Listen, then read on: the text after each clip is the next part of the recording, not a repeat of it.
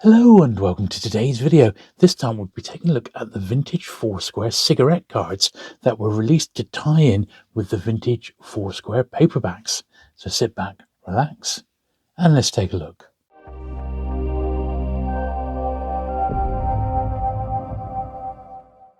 Okay, so this is one of the original Foursquare cigarette packets. Now, these were released by Dobie of Paisley up in Scotland, and I certainly don't collect cigarette packets, or tobaccoania, I think is what it's known as. But Foursquare, the cigarette brand, was going for many years before Foursquare, the book company, came along, and they've even got a very, very similar logo, as you can see. You compare it to the book there. So I don't know what the story is. I think it's probably one that we may never know.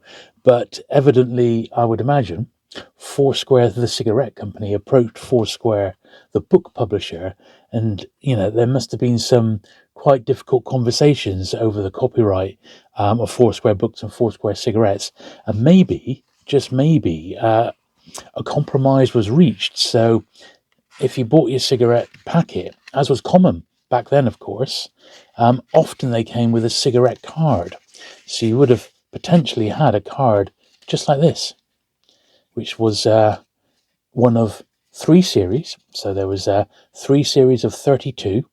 This is number 76 here, showing a cover of one of the original Foursquare books. In fact, the first 96 were covered in three sets of 32.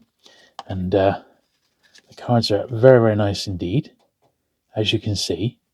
And yeah, we'll have a little look through these and compare them alongside the books. But that's how they originally sort of came in these cigarette packets here. The cigarette packets themselves weren't branded. I've been on the Dobie website. There's nothing in their archive to show that these were being advertised or sold with a Foursquare book card inside, but that's absolutely normal for the time. But there we are, and that's how they would have come. So let's have a little look through, and I've now got a full set of the cards for us to have a look at in detail. Okay then, so this is book number one. In fact, this was Foursquare book number one. An interesting choice, J.B. Priestley, and these cards, the 1959, 1960, I believe, is when they started coming out. And this is, although they're not dated, and this is how they are. So you've got this first book on the back here. It says, the first book published in this distinguished paperback series was a novel by that most distinguished of authors, J.B. Priestley. And then it just tells you a little bit about the book itself, a paragraph. Then second in the Foursquare paperback series is a crime thriller, which is The Brothers Rico, which is this one here. It's a Simonon. And yeah, they just have the little cover there in detail. Really nice, actually. This is something I've not actually read. It's not a Maigret. And yeah, so it sort of goes through them like that. And Lawrence of Arabia, which I haven't got. And then number 4 is And Quiet Flows the Dawn. It tells you a little bit about it. And there it is. There's the actual cover there. I wouldn't mind getting that version of Lawrence of Arabia.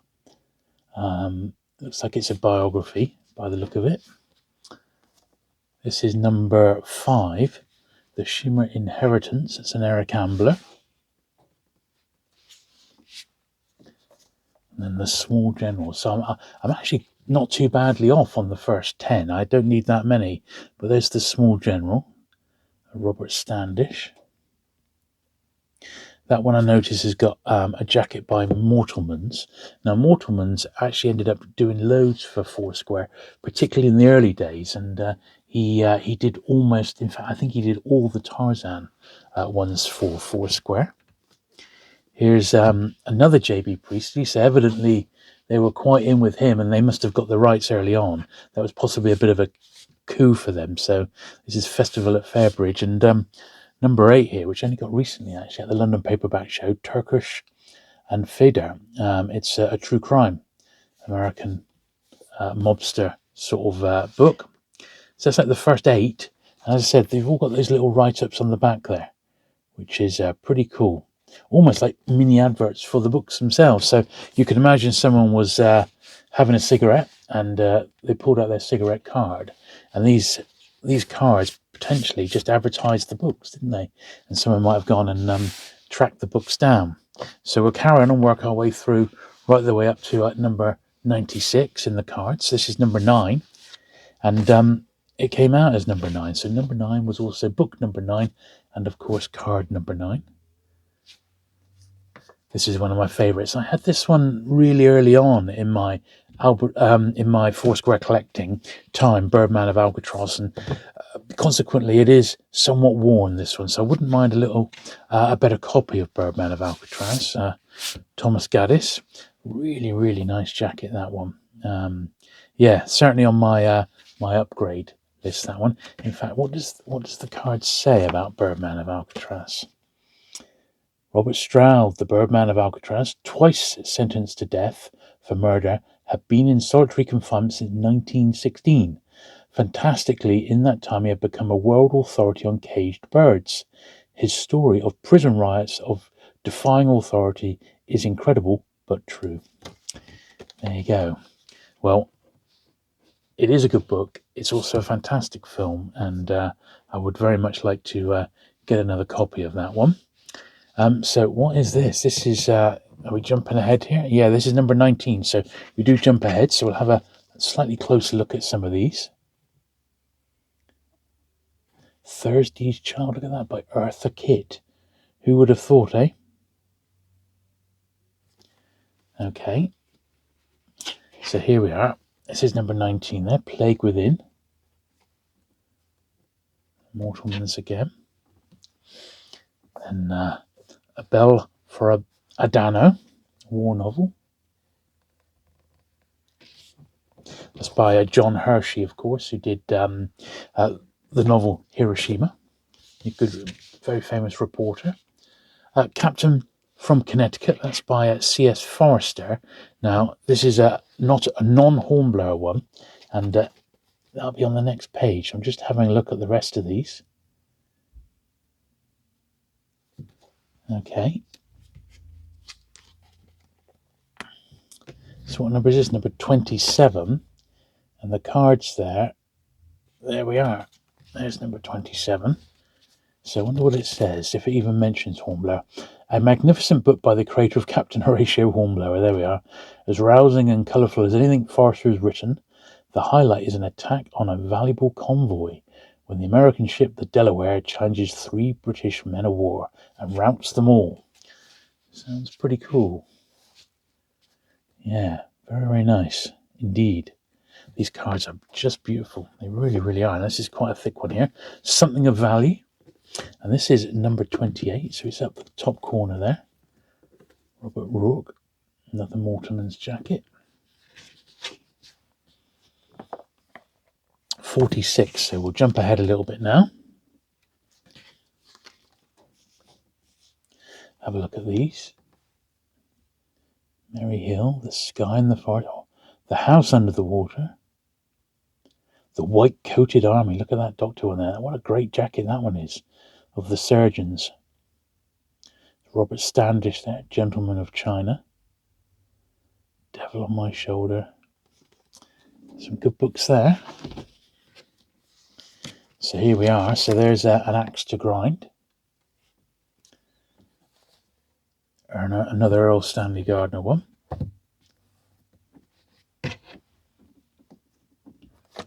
Now my next one is book number 50.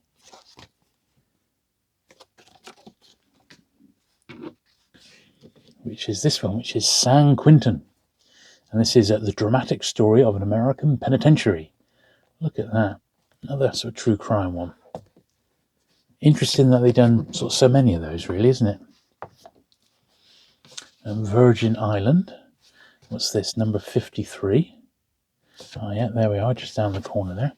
Get sort of idea of the size on these. Look at that one there, The Fight Game. That's a nice boxing cover. Right, number 61, which is RAF Biggin Hill. Okay. That'll be on the next page. There we are, down the corner there. Another Mortalman's jacket. A friend of mine, her uncle was Mortalman's, and I went to school with her, and I did say, have you got any anything at all, of his old, artwork or sketches or anything? And not a sausage. It all got sort of snapped up when he died by collectors. Some of it recently turned up. One of his Tarzan covers, for example, turned up at the heritage auctions in America. I don't know what it went for, but it wasn't cheap. So, yeah, they're in the hands of collectors now. That's a lovely one. That really nice action jacket by Mortimer's. This is number 66, The Troubled Air. So we'll have a look at the rest of these. There we are, The Troubled Air, Irwin Shaw. And the reproduction on the card is actually really good quality. It's really good quality. Bury the Past. Look at that. Alexander Fullerton, author of Surface, which I believe was a Pam book. Nice vibrant red on that one. That's a pretty nice copy of that one, actually. Now we've got The Track, which is Foursquare number 70. It became a battlefield where they built the road across Morocco. So what else does it say? Yeah, look at that. It was a military road across Morocco, every yard hewn out of the blood and sweat of men who were forced to toil as slaves for their merciless Spanish rulers. Blood, it flowed as the Rif rebels fought back against their masters. Wow, there you go. They do quite good in quite a good job in selling the actual book, don't they? They really do. Right, number 72, The Naval War of 1812. It's another C.S. Forester. I wonder if they mention Hornblower again on the card. This is the story of those epic battles told by the creator of Hornblower. I guess he never ever shook that off, did he? But it was his most famous creation.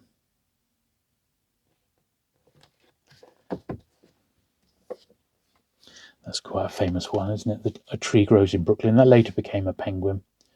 What does it say about that? Because that was quite a great book. Brooklyn, colourful but sordid, exciting but violent. A girl grows up in New York's toughest quarter.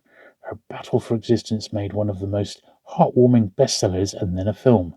Now a new film to be made. Okay. Well, Tree Grows in Brooklyn, yes, indeed.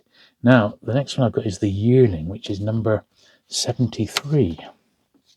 So it's up there. Marjorie Rawlings. And I see they actually did Dostoevsky's Crime and Punishment. I bet that's quite a large book. Love on the Dole, The Little Ark, which is already seen. The Foolish Immortals, Paul Gallico. There we are.